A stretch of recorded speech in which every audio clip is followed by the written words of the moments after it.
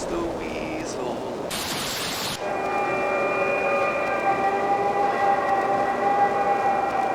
Hello Internet, welcome to Film Theory, where everything is all fun and games until it isn't. So it's been a bit of a hot minute since we last talked about spoopy, scary animatronics on this channel. Over a year, in fact. It's a long time, especially when you consider that some other channels out there are able to get like a video a week out of that sort of stuff. I mean, who do you think we are? Game Theory? That said, there is a series that I've been wanting to talk about that scratches the same animatronic itch. Harmony and Horror, created by the incredibly talented animator Battington right here on YouTube.com. Now, if you've watched any analog horror before or you follow our theories covering them, you know the drill. It's the 80s, everything is on low-quality VHS camera footage, and things that are normally fun, in this case toys, are getting corrupted, turning scary, attacking nearby security guards. Man, this really is like FNAF, isn't it? I just can't escape it. Another thing Harmony and Horror borrows from its FNAF father is a complicated timeline. In classic analog horror fashion, the uploads here aren't happening in chronological order, which means that putting together a timeline of events gets challenging. We see the same event from multiple different perspectives, those uploads are happening more than a year apart, characters are pulling double duty, there is a lot of mystery here. What's more, it appears that the story of Harmony and Horror is being told to us through literal tapes in universe, with most of the uploads starting as a VHS tape that gets put into a VCR, meaning that there is a meta layer on top of all of this. So with my FNAF timeline finally done and written, I wanted to sit down and put together another animatronic story, one that's much scarier and isn't afraid to go darker. That said, before we dive in, I do want to say that this theory is only going to be talking about season 1. Yeah, season 2 is already underway, but considering how much there is to cover in season 1, we wouldn't be doing this series justice if we tried cramming it all together. So do me a favor, try not to spoil anything from season 2 down in the comments. We'll be saving that one for another video. Without any further ado, dim the lights and hug your Stitch buddy close. You're gonna need him. It's time to tell the tragic tale of a family that's been broken apart by greed and ultimately held together, reluctantly, by Satan himself. Our story follows the Greywinder family. Martin, his wife Gloria, and their 3 children, Thomas, Macy, and their infant girl, Ava. Martin and his brother Arthur co-found a toy manufacturing company called M&A Harmony Toys, along with an entertainment production company called M&A Harmony Play Productions. The M&A here obviously standing for the brothers, Martin and Arthur. Now, sadly, things don't seem to be going too well for the both of them. In the video, Are You Happy?, we see the screen briefly glitch to reveal a newspaper clipping reviewing one of their toys, Henry the Puppet Doll. And the criticism isn't kind, saying that the toy feels more dead than alive. This infuriates the prideful and jealous Martin, starting an obsession to make the most lifelike toys imaginable by incorporating parts of real-life creatures. You think that killing it and turning it into one of those monstrosities that I said would be a bad idea is the way to fix it? Arthur begs him to stop, but Martin refuses, partly out of obsession, partly out of pride, but mostly because Arthur is having an affair with Martin's wife, Gloria. I knew what was going on between you two.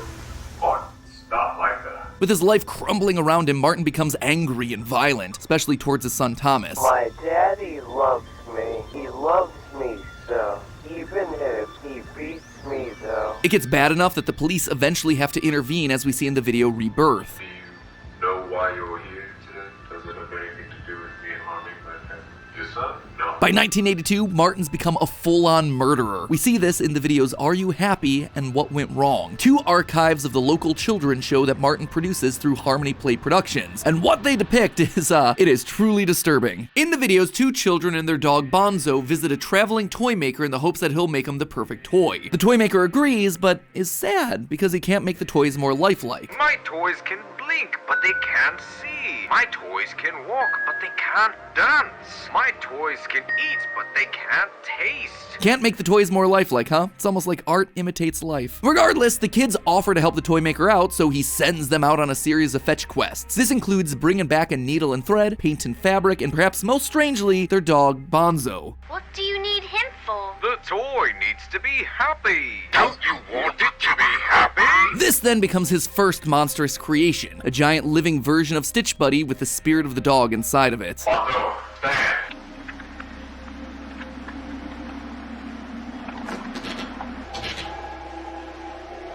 Large, dangerous, and obedient, Martin loves his creation, so he continues. The final ingredient he needs for their perfect toy is their voice, asking the kids to repeat after him. But before we hear what he's saying, the tape is interrupted by a federal warning telling viewers that if any of the original audio or video from this section of the broadcast remains, they must close their eyes, cover their ears, and turn their head around 180 degrees. Public access television ain't great, but can't be that bad, right? Towards the end of the tape, we're shown pictures of several kids who died in 1982, the same year as this particular broadcast. Under each picture is the child's cause of death, one that came from a seizure while watching his favorite show, the other whose head was facing backwards. Both of these are heavily implying that whatever happened to these kids was caused by the cut part of the broadcast. The whole event would eventually come to be known as the Harmony Broadcast Incident. But evil tapes, that's only the beginning of Martin's descent into depravity. Around the same time, Amy Wilson, Martin's intern at M&A Harmony Toys, goes missing. And here's the thing, this isn't the first time we hear of this character either. One of those pictures of people who died in 1982 was labeled Amy Wilson, but she wasn't the victim of some TV broadcast gone wrong, she was murdered by Martin. Her picture says she stopped screaming when her spine came out. Whew, that is just a special layer of dark. And it would seem like the Harmony Broadcast Incident was Martin's confession to this particular crime. You see, when the boys from the cartoon go to collect the needle and thread, they get it out of a body bag with a human corpse inside of it. Just look at that face. It is floppy and structureless, almost like its skull and spine were removed, just like Amy Wilson. Hold on, going from cuckolded husband and jealous toy maker to serial murderer? I mean, that is a massive leap of escalation. Why? Why did these kids die? Why did Martin kill Amy Wilson? Why is he resorting to releasing a creepy evil video broadcast if he's just obsessed with creating lifelike toys? The answer, my friends, is Satan. The devil literally made him do it. Right at the beginning of the video, Are You Happy?, we get this line.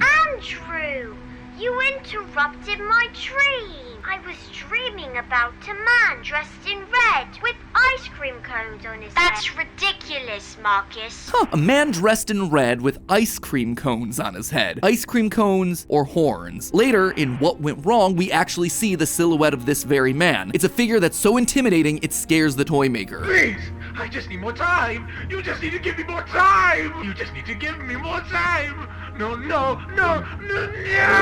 Not only that, but we see evidence of demonic rituals happening outside of that particular video as well. In She Can't Sleep, we see another toy, the singing Sophia doll hidden inside of a closet surrounded by candles and a crucifix on the wall. Almost looks like some sort of rituals happening. We see more of those candles lined up in the toy maker's shop during the Harmony Broadcast Incident. And in the video Good Boy, we get confirmation as to what's happening. Martin is killing things and then performing satanic rituals to bind souls to the various toys around the toy shop. His first successful victim is the dog Bonzo, who gets fused into the giant animalistic Stitch Buddy toy. Alfred listens to me now. It does what I say. It proves the obedience of what I've been working on. The part that was clipped from the Harmony Broadcast Incident, yep, it had to have been some sort of demonic incantation that certain viewers at home felt the need to repeat. He clearly made a deal with the devil to make his toys more lifelike, and all of it for perfection and control, especially control. He really likes that feeling, and it's something that we're gonna watch him assert on his family over and over again across the next 4 videos. Frustrated at the lack of control that he has over his family and his wife, Martin breaks. As he puts his daughter Macy to sleep, Martin seems distracted and sad, refusing to sing her a lullaby. But he promises to, quote, make her a doll that can sing, a promise that he will literally make true later that night. He reminds Macy that he and mommy have a business meeting in the morning and that she might not be seeing her mother for a while. But clearly there is no business meeting here. Instead, Martin confronts Gloria about her infidelity, and in the video She Can't Sleep, we hear the aftermath of that conversation. Gloria frantically enters Macy's room, waking her before the pair are attacked by Stitch Buddy. After a glitch, we hear Gloria hiding Macy before Martin ultimately finds and kills Gloria. Martin, though, far from deterred, continues to hunt. He moves on to Macy, Thomas, and Ava, binding each to a different toy in the M&A roster. Come out wherever you are. Eddie's got a special surprise for you. Thomas becomes Henry the Puppet, Macy becomes Sophia the Singing Marionette, and Ava the Baby becomes, well, this thing. Now with control over his family, Martin seems happy again. With a pep in his step, he introduces a new mascot named the Ice Cream Man to his brother Arthur, believing that this character is going to be a hit for the company. But Arthur is done. Unaware of the previous night's rampage, Arthur reveals that he's talked to Gloria and that she and the kids are leaving with him, at least until Martin gets his act together. That's when Martin reveals that he's already fixed their quote-unquote little problem. Eddie, what was going on between you two? I fixed that little problem. What do you mean you? Interestingly, this is exactly what the toy maker says during the Harmony broadcast incident. At this point, Martin has basically become the character. I am not going to let anyone let me down, including you! Using his demonic rituals, Martin then fuses his brother into the Ice Cream Man suit. But even though he's gone, parts of Arthur's soul still shine through. In a scene split across 2 separate videos released a year apart, we see that Arthur, in the form of the Ice Cream Man, forces Martin to pay for his crimes. Legitimately, it's a cool creative choice, but as you might suspect, this is far from the end of Martin. He suffers the exact same fate as his family, his body disappearing and his soul becoming trapped inside yet another animatronic, toy, puppet thing.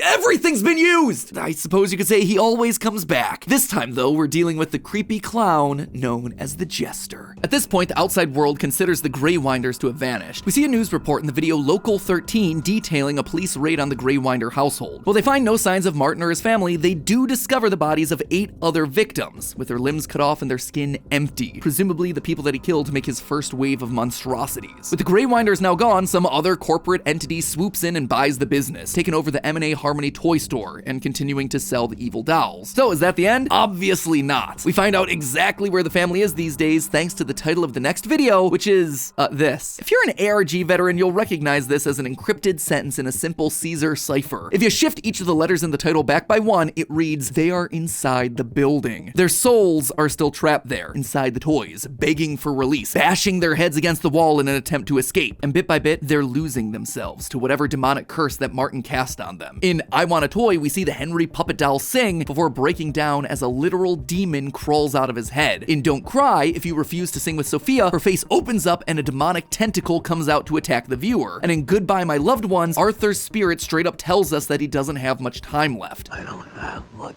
time. But most interestingly, he asks the viewer to stop him.